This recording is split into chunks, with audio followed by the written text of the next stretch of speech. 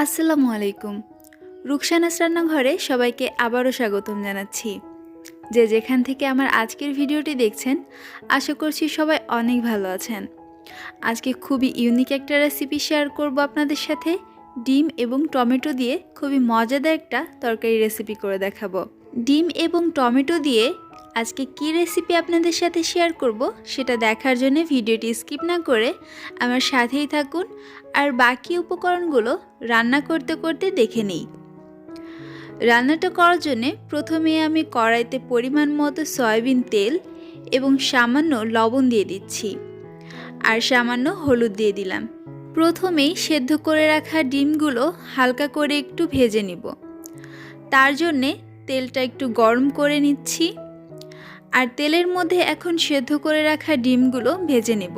আর সেদ্ধ করা ডিমগুলো কিন্তু টুথপিক দিয়ে আমি একটু ছিদ্র করে দিয়েছি, কারণ ডিম তেলের মধ্যে দেওয়ার সাথে ছিটাছিটি করে, এর জন্যে।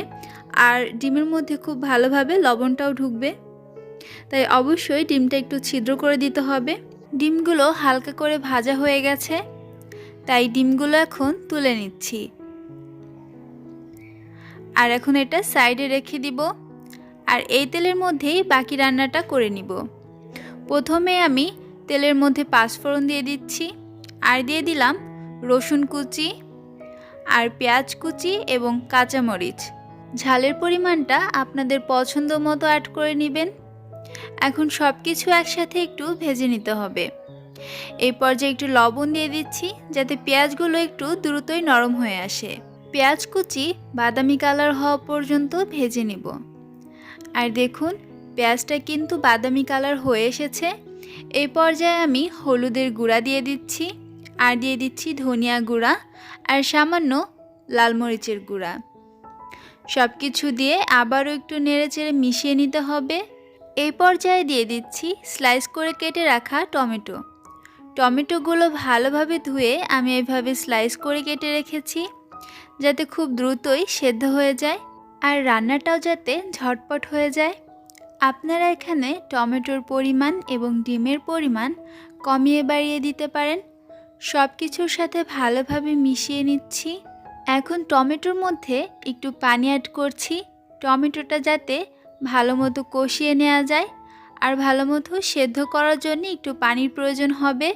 আর এই পর্যায়ে বেশ অনেকটাই রসুনের কোয়া দিয়ে দিচ্ছি।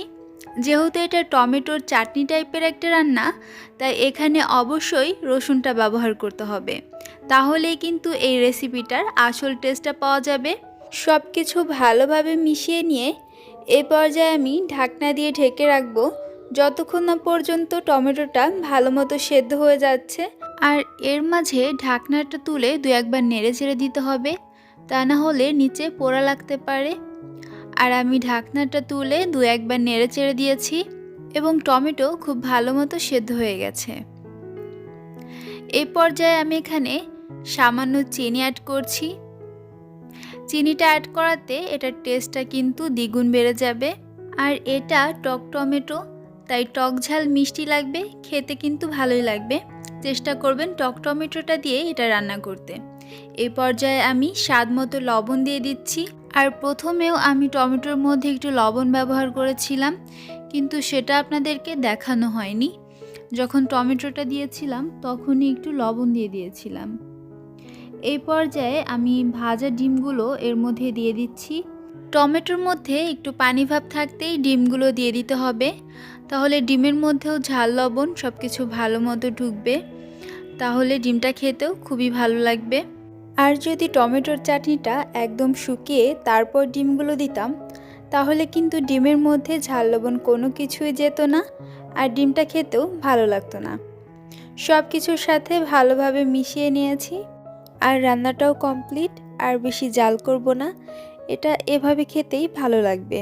ডিম আর টমেটো দিয়ে ঝটপট এই রান্নাটা আপনারাও করে নিতে পারেন। আশা করছি এই রান্নাটা সবার কাছে খুবই ভালো লাগবে। মজাদার এই রেসিপিটা একবার হলেও বাসায় বানিয়ে খেয়ে দেখবেন, খুবই ভালো লাগবে। গরম ভাতের সাথে খেতে তো ভালো লাগেই, চাইলে রুটির সাথেও এটা খেতে পারেন, খুবই দারুণ লাগবে। আর রসুনের কোয়াগুলো যখন ভাতের সাথে মেখে খাবেন তখন কিন্তু খুবই ভালো লাগবে। আমার কাছে তো দারুণ লাগে। আমার আজকের রেসিপিটা আপনাদের কাছে কেমন লাগলো অবশ্যই কমেন্ট করে জানাবেন এবং আমার চ্যানেলে যদি নতুন হয়ে থাকেন অবশ্যই আমার চ্যানেলটি সাবস্ক্রাইব করে আমার পাশেই থাকবেন। আর রেসিপিটা ভালো লাগলে লাইক দিতে ভুলবেন না। আজকের মতো এখানেই বিদায় জানাচ্ছি। সবাই অনেক ভালো থাকবেন। আল্লাহ হাফেজ।